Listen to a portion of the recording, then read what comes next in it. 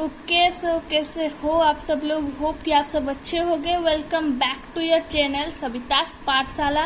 तो आज हम करने वाले एक्सरसाइज 7.2 का क्वेश्चन नंबर 7। ठीक है, तो देखते हैं क्वेश्चन नंबर 7 में बोला क्या है। तो क्वेश्चन नंबर 7 में बोला है find the coordinate of A point A. ठीक है, तो एक पॉइंट है जिसका नाम ए है।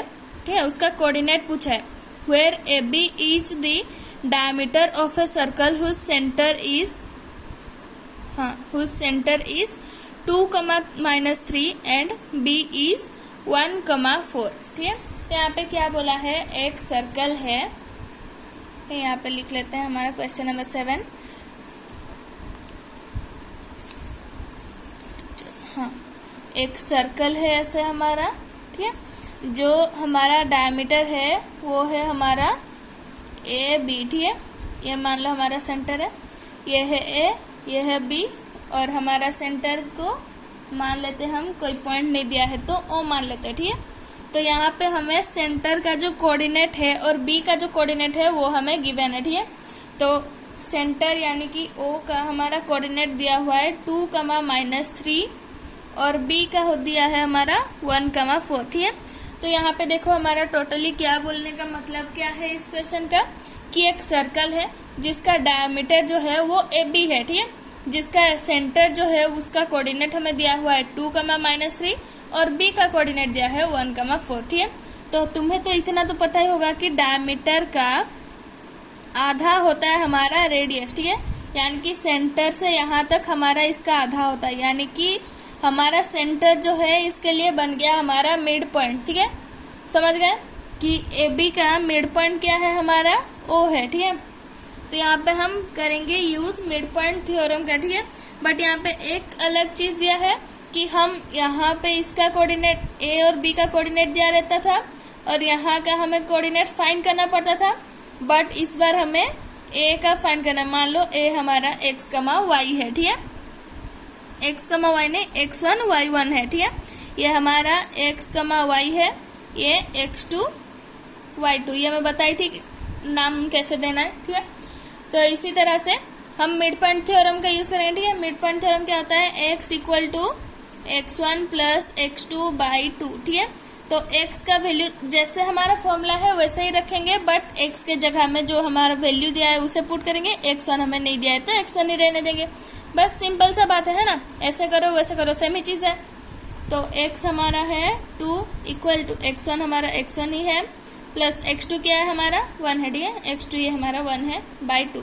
तो ये 2 जो है यहाँ पे डिवाइड हुआ है, उधर जाए तो मल्टीप्लाई होगा, तो 2 × 2 बन गया 4 = x1 + 1। ठीक है, तो ये 1 जो है यहाँ पे हुआ है प्लस, उधर जाए तो माइनस हो जाएगा, तो x1 = 4 - 1 है ना, यहाँ पे होता है हमारा 4 - 1 = x1, तो उसे मैं ऐसे इंटरचेंज कर दी और इसे x1 = 4 - 1 लिख दी। ठीक है, तो x1 = क्या हुआ हमारा 3 आ गया आंसर। ठीक है, तो यहाँ पे a का जो कोऑर्डिनेट का है, कोऑर्डिनेट में जो x है उसका वैल्यू हमारा आ गया 3। अब y भी निकालेंगे सेम उसी तरह से, है ना, तो y = y1 + y2/2 है ना, बस फॉर्मूला डालना है, पुट करना है और खेल खत्म, बस यही करना है और कुछ नहीं है ना।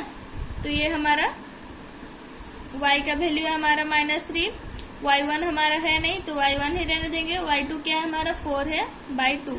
तो ये 2 यहाँ पे डिवाइड हुआ है, उधर जाए तो मल्टीप्लाई होगा, तो ये बना हमारा -6 = y1 + 4। ठीक है, तो 4 यहाँ पे प्लस है, उधर जाए तो माइनस होगा, तो -6 - 4 = y1।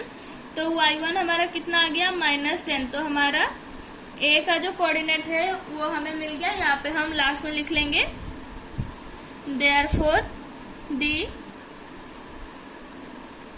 कोऑर्डिनेट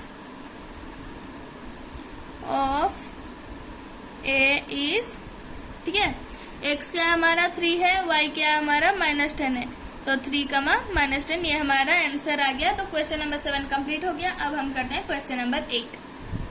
तो क्वेश्चन नंबर 8 में बोला है if a and b are -2, -2 and 2, -4 respectively. ठीक है, तो a का हमारा क्या दिया है, a है हमारा -2, -2, b है हमारा 2, -4, क्योंकि रेस्पेक्टिवली यहाँ पे बता दिया। ठीक है, find the coordinate of P such that A P equal to 3/7 part of A B. ठीक है, यानी कि एक लाइन है ए बी, इसके बीच में है, बीच में नहीं, उसके मतलब उसी लाइन के अंदर कहीं पे भी एक पी पॉइंट है जो कि ए बी पॉइंट जो है उसका 3 पार्ट में, मतलब टोटल 7 पार्ट में डिवाइड किया, उसका 3 नंबर पार्ट में वो लाई कर रहा है। ठीक है, और बोला है कि वो पी जो है वो ए बी में लाई कर रहा है। तो हम यहाँ पे देख लेते हैं। तो हम यहाँ पे लिख ले हैं क्वेश्चन नंबर हमारा 8। ठीक है, तो ए का वैल्यू हमें दिया है, तो पहले हम यहाँ पे लाइन बना लेते हैं। ठीक है, ये हमारा ए और ये बी है। ठीक है, ए का वैल्यू हमारा -2, -2 और बी है हमारा 2, -4। ठीक है, और पी यहीं कहीं पे एक लाई कर रहा है, मान लो यहाँ पे लाई कर रहा है। ठीक है, तो पी क्या है, एपी का लेंथ क्या है हमारा, ए बी का 3/7 पार्ट, यानी कि ये टोटल 7 पार्ट में डिवाइड हुआ है, जिसका 3 नंबर पार्ट जो है, मतलब 1/5 जैसे बोलते हैं ना, मतलब 1/5 बोलते हैं तो क्या होता है, 5 पार्ट का 1 पार्ट जो रहता है उसे हम 1/5 बोलते हैं। वैसे 3/7 क्या होता है, जो 3/7 पार्ट है हमारा, मतलब कि 7 नंबर पार्ट से जो 3 पार्ट है वो हमारा है। ठीक है, तो होप कि समझ गए होगा मैं क्या बोलना चाह रही हूँ। ठीक है, तो हमारा मतलब जैसे मान लो कि एक लाइन है, लाइन नहीं, कुछ जैसे हम एक पेंट होता है ना, हाफ पेंट, 1/3 पेंट ऐसे बोलते हैं ना, तो 1/3 क्या होता है, जो हमारा नी से थोड़ा सा नीचे वाला पार्ट रहता है, क्योंकि हमारा लेग को देखो तो पूरा 4 पार्ट में नी से नीचे वाला 2 पार्ट रहता है और नी से ऊपर 2 पार्ट रहता है ना। जब नी से ऊपर वाला यानी कि जो निकर बोलते हैं उससे जो है उसे हाफ पेंट बोला जाता है, बट नी से थोड़ा सा नीचे आ जाता है तो उसे 1/3 बोलते हैं ना, क्योंकि हमारा लेग का ऊपर वाला जो 2 पार्ट है वो हो गया और थोड़ा सा नीचे आया नी से, यानी कि और एक पार्ट, यानी कि हमारा 1/3 पार्ट जो है वो हमारा खुला रह गया, यानी कि नीचे जो एक पार्ट है वो खुला रह गया, और 3 पार्ट जो है, 3 पार्ट जो है वैसे तो 1/3 बोलते हैं, यानी कि हमारा लेग का 3 पार्ट किया गया है ना। तो ऊपर एक रहता है, फिर नीचे, फिर पूरा फुल पेंट आता है ना, बट जो हमारा निकर रहता है उसे हाफ पेंट बोलते हैं, और नी से थोड़ा सा नीचे आता है तो उसे 1/3 बोलते हैं, क्योंकि 1 पार्ट जो है वो हमारा रह जाता है ना, खुला रह जाता है। तो उसी तरह से हम ऐसे समझेंगे। तो इससे हमारा ये मान लो टोटल 7 पार्ट है, जिसमें से ये 3 पार्ट है, और ये जब टोटल 7 है और यहाँ पे ये अकेला 3 पार्ट खा गया, तो और कितना बचा, यहाँ पे 4 ही बचा है ना। तो हमारा m/n या फिर k/1 बोल लो, m/n मान लो, क्योंकि इसमें आंसर दे दिया है पहले ही।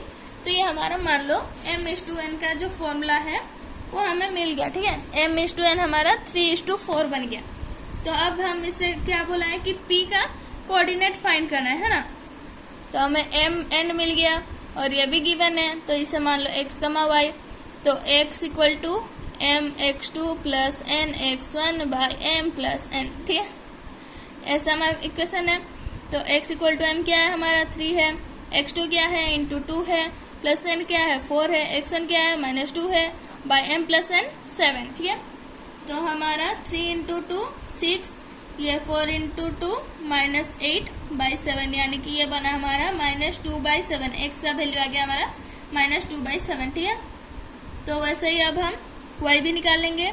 y इक्वल टू हमारा m y2 plus n y1 by m plus n। ठीक है, तो m क्या है 3 है, y2 क्या है -4 है, प्लस n क्या है 4 है, ये भी -2 है बाई 7 इक्वल टू ये बना हमारा -12 प्लस ये बना -8, ठीक है, बाई 7। तो ये बना हमारा -20/7। तो हमारा कोऑर्डिनेट आ गया। देयरफॉर दी लिख रहे हैं